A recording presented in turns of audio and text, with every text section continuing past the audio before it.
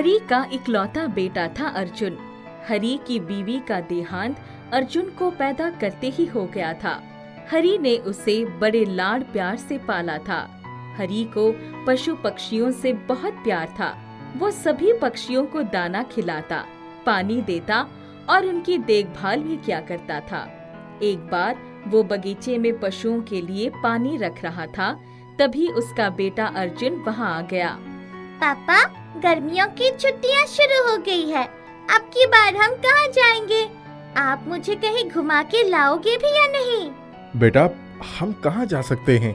अगर मैं यहाँ से चला गया तो इन पंछियों की देखभाल कौन करेगा? पापा, मैं तो तंग आ गया हूँ तुम्हारी इन पक्षियों की देखभाल से। क्या देते हैं तुम्हें ये पक्षी? दिन भर बस इन्हीं की देखभाल में लगे रहते हो। मेरी तरफ तो आपका ध्यान ही नहीं जाता। तेरा ध्यान नहीं रखता तो भला किसका ध्यान रखता हूँ? एक तू ही तो है मेरा सहारा, जिसके लिए मैं जीता हूँ। नहीं पापा, आप मुझे घुमाने नहीं लेकर जाते। आप अच्छे नहीं हो। बेटा, मैं जरूर लेकर चलूंगा तुम्हें। हरि के पक्षियों का ध्यान रखने से अर्जुन नाराज रहता था। वो अपनी खुन्नस निकालने के लिए पक्षियों को नुकसान भी पहुंचा दिया करता था। एक दिन की बात है, हरि कहीं गया हुआ था। पीछे से अर्जुन ने एक तोते को पकड़कर पिंजरे में बंद कर दिया। ना ही उसे दाना दिया और ना ही पानी। तोता बहुत परेशान हो गया। कुछ देर बाद जब हरि वापस आया और उसने तोते को देखा तो अरे, इस तोते को किसने कैद कर दिया? ये तो भूख और प्यास से तड़प रहा है। जरूर ये कारस्तानी अर्जुन की होगी।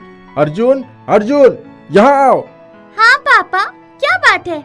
आप मुझे क्यों बुला रहे हो? इस तोते को तुमने कैद कर दिया है? हाँ। क्यों? बिना बात की टे करके सिर में दर्द कर रहा था।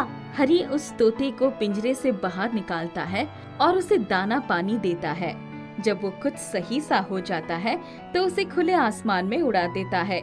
जब वो उड़ रहा होता है तो हरि को बहुत खुशी मिलती है। थोड़ी दूर तोता घूम कर आता है और आकर हरि के कंधे पर बैठ जाता है। अरे, तुम वापस क्यों आ गए? शायद तुम जाना नहीं चाहते। ऐसा करो, तुम मेरे पास ही रह लो, बाकी पंछियों की तरह। हरि अर्जुन को बड़ी मुश्किलों से पढ़ा लिखा रहा था। समय व्यतीत होता है और अर्जुन अपने बूढ़े बाप को छोड़कर विदेश चला जाता है और वहाँ पर शादी कर लेता है और वहीं पर सेटल हो जाता है। अर्जुन की माँ के जाने के बाद मैंने अपने बेटे का ख्याल रखा और आज उसने मुझे पलटकर भी नहीं देखा। वो अपनी जिंदगी में मस्त हो गया है। अच्छा है, उसे अपनी जिंदगी वहीं पर बसर करने दो। वो खुश रहना चाहिए बस। हरि अर्जुन को बहुत याद करता था, परंतु अर्जुन कभी पीछे मुड़कर अपने पिता से बात नहीं करता था। एक दिन की बात है, बहुत तेज गर्मी पड़ रही थी। वो किसी काम से जा रहा था। उसे बहुत तेज प्यास लगी, परंतु आसपास कुछ भी नहीं था। वो जैसे तैसे घर पहुंचा। कितनी तेज गर्मी हो रही है। रास्ते में कोई भी पानी का बंदोबस्त नहीं है। बेचारे राहगीरों को कितनी परेशानी होती होगी। एक काम करता हूँ, मैं पंछियों के लिए दाना पानी रखता ही हूँ। खाली बैठा रहता वक्त भी नहीं करता। मैं वहाँ जाकर शरबत क्यों ना बेचना शुरू कर दूँ। हरि एक ठेले पर शरबत बनाकर उस जगह पर ले जाता है और बहुत ही कम दामों पर शरबत बेचता है।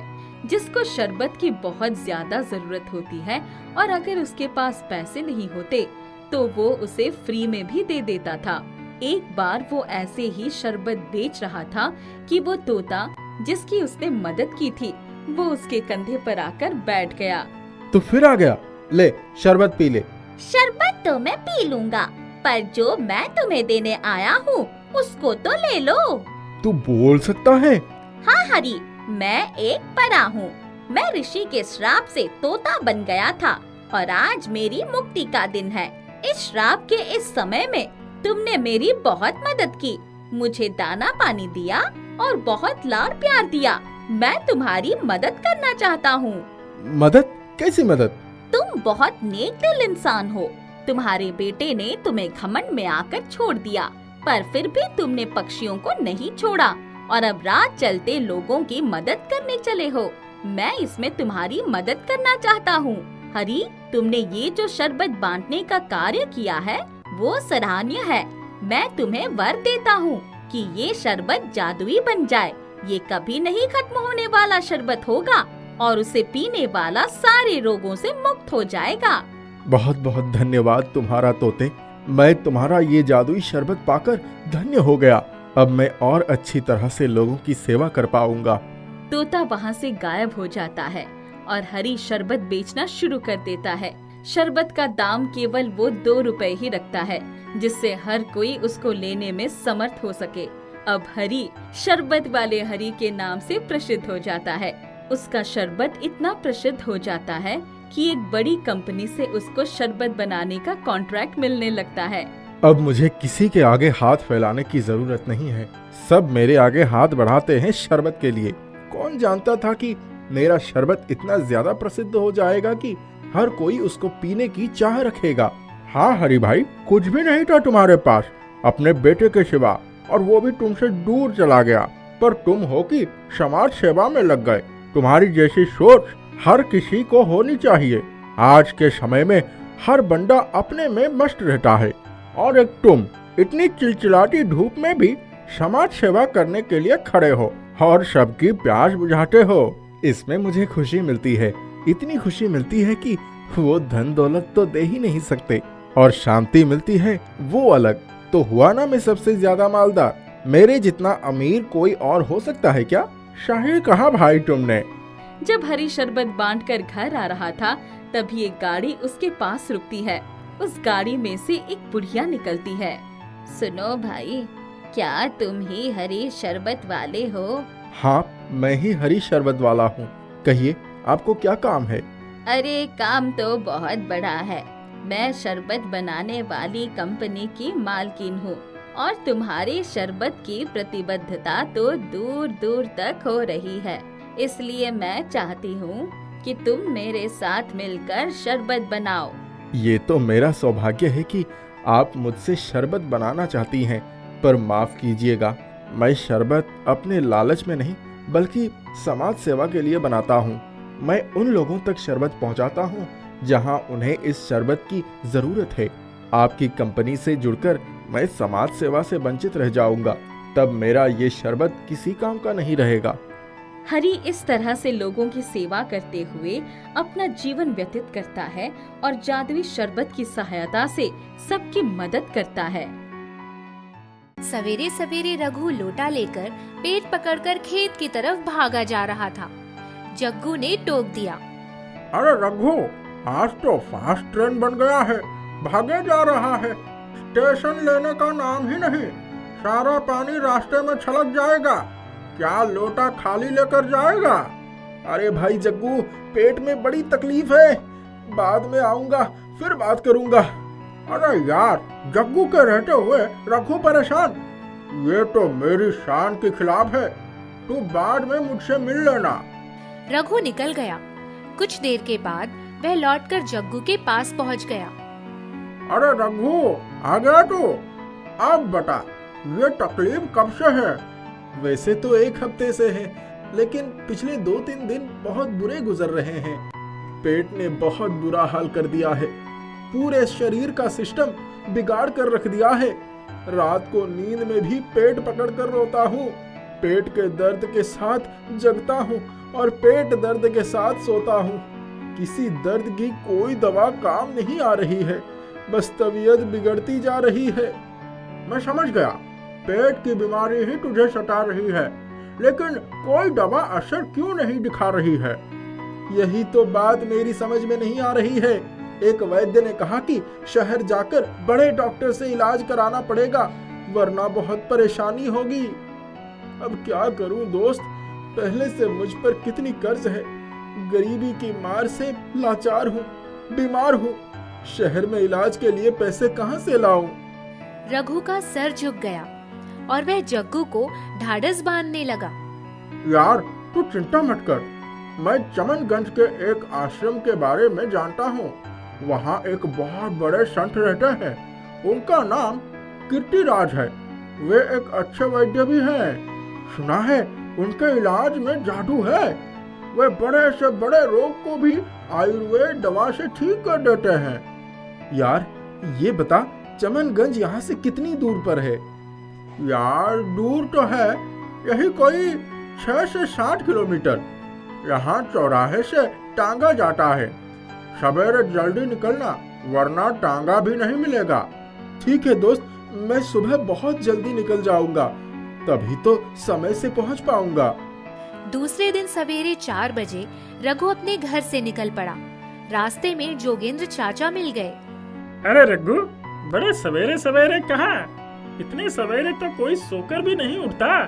हम कुछ गिने चुने लोग ही जो 4 बजे उठकर गांव का चक्कर लगा लेते हैं। कुछ काम है, सुबह जल्दी उठ गया। अच्छा चाचा, ये बताइए कि यहाँ से अगर पैदल चला जाए तो चमनगंज पहुँचने में कितना समय लगेगा? समय तो लगेगा, ये क्यों पूछ रहे हो? अपनी जानकारी के लिए। चाचा भी समझ गए और आगे बढ़ गए। रघु पैदल ही चल पड़ा। उसे तांगे का किराया बचाना था। वह रास्ते में जाते हुए सोच रहा था कि यदि दवा के लिए पैसे कम पड़ गए तो क्या करेगा। अगर पैसे कम पड़े तो ये चांदी वाली अंगूठी बेच दूंगा। दवा लेने के लिए तो रुपए मिल ही जाएंगे। भगवान करे वो दवा असर दिखा दे और मैं ठीक हो जाऊं। कई दिनों से ठीक से कोई काम भी नहीं कर पा रहा हूं। पास के पैसे थे वो भी खर्च हो गए। कई घंटे पैदल चलने के बाद रघु आश्रम में पहुंच गया। वहां जाने के बाद उसने संत कीर्तिराज के बारे में पूछा तो उसे घोर निराशा हुई। किसी ने बताया कि वह 1 सप्ताह पहले ही अपने गांव चले गए हैं। अगर उनसे मिलना है तो 1 सप्ताह के बाद आना पड़ेगा। रघु बहुत दुखी हुआ और उल्टे पांव लौट आया। वह फिर पैदल चल पड़ा। रास्ते में उसे एक जंगल मिला। अचानक उसके कानों में एक जानवर के चीखने की आवाज आई। उसने उस दिशा में देखा तो एक बंदर एक शिकारी के पिंजरे में फंस गया था। मदद के लिए आवाज लगा रहा था। रघु को बहुत दुख हुआ। वह सोचने लगा कि शिकारी लोग भी कितने निर्दयी होते हैं। एक आजाद बेजुबान जानवर को पकड़कर उस पर कितना जुल्म करते हैं। यह अनुचित कार्य है। रघु आगे बढ़ा और उसने पिंजरा खोल दिया। बंदर आजाद हो गया और पेड़ पर चढ़ गया। इतने में रघु के पेट में दर्द शुरू हो गया और वह पेट पकड़कर वहीं बैठ गया। उसके पेट में भयंकर दर्द हो रहा था। एक लंगूर ने रघु द्वारा बंदर को छुड़ाने का दृश्य देखा था और वह रघु के पेट में दर्द होने के बाद भी उसे देख ही रहा था। वह बहुत समझदार था। उसने एक पेड़ से एक फल तोड़ा और लेकर नीचे रघु के पास आ गया। रघु ने ध्यान से देखा तो वह आंवले का फल था। लंगूर भाई, मेरे लिए ये आंवला लाए हो क्या? लंगूर ने चुपचाप उस आंवले को रघु के हाथ में रख दिया और पेड़ पर चढ़ गया। रघु के पेट में अभी भी दर्द हो रहा था और उस लंगूर का इशारा समझ लिया उसने उस आंवले को थोड़ा सा चखा और चमत्कार हो गया। उसका सारा पेट का दर्द रफू चक्कर हो गया। अरे वाह, मेरे पेट का दर्द तो ऐसे गायब हो गया जैसे कभी था ही नहीं। इस आंवले ने तो जादू कर दिया।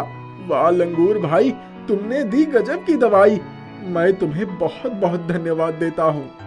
रघु समझ गया, इस दुनिया में एक बात तो सच है कि कर भला तो हो भला। वह आंवला लेकर पैदल घर की ओर चल पड़ा। उसे जग्गू मिल गया। क्या हुआ रघु? लगता है संत जी की दवा असर कर गई। तेरी तबीयत इतनी जल्दी सुधर गई? अरे जग्गू, क्या बताऊं, संत जी तो नहीं मिले लेकिन जंगल में लंगूर जी मिल गए। लंगूर जी ने मुझे एक जादुई आंवला दे दिया और उसी आंवले ने मेरी दुनिया बदल दी। तबीयत सुधर गई, सूरत निखर गई। जादू कर दिया है आंवले ने। कुछ देर के बाद रघु आंवला लेकर घर पहुंचा। घर में अनाज का एक दाना भी नहीं था। रघु ने आटे का डिब्बा देखा तो उसमें सिर्फ चोकर था। उसे भूख लगी थी तो उसने चोकर की ही रोटी बना ली और उसे खा लिया। वह अपनी गरीबी के बारे में सोचकर खामोश बैठ गया। अचानक आंवले का रंग बदलने लगा। वह गोल गोल घूमने लगा और सभी बर्तनों और डिब्बों को चूमने लगा। कुछ देर के बाद रघु ने सोचा कि सारे खाली बर्तन एक तरफ रख दिए जाएं। लेकिन यह क्या, सारे बर्तन भारी हो गए थे। खोल कर देखा तो सभी बर्तनों में आटे, दाल, चावल भर गए थे। उसने कपड़े की जेब में देखा तो सोने के ढेर सारे सिक्के आ गए थे। जादुई आंवले ने आज रघु की सारी गरीबी दूर कर दी। रघु की दुनिया बदल गई और इधर जग्गू की नियत बदल गई। उसने आंवले को चुराने की योजना बनाई। उसने जैसे ही आंवले को छुआ, अचानक उसकी तबीयत गड़बड़ाई। उसके पेट में जोर का दर्द उठा और वह इधर उधर भागने लगा। मर गया रे, बहुत दर्द हो रहा है। रघु, तू कहाँ है? मुझे बचा ले। रघु भैया जल्दी आ, मुझे आंवला से बचा। रघु ने झट से आंवले का एक कतरा जग्गू को खिलाया, लेकिन जग्गू के पेट का दर्द ठीक नहीं हुआ। रघु को आश्चर्य हुआ। वह सोचने लगा कि ऐसा क्यों हुआ। यार रघु, इसमें आंवले की कोई गलती नहीं है, गलती मेरी है। मेरे मन में पाप आ गया था, मैं इसे चुराना चाहता था, इसीलिए इसने मेरी तबीयत को ठीक नहीं किया। मुझसे भारी गलती हो गई, मुझे माफ कर दो। जग्गू ने अपनी गलती को स्वीकार किया और उसी समय उसका पेट दर्द ठीक हो गया। उसने जादुई आंवले को धन्यवाद दिया और उस दिन से जग्गू और रघु फिर से अच्छे दोस्तों की तरह रहने लगे और आंवले ने सदैव ही जग्गू का साथ दिया।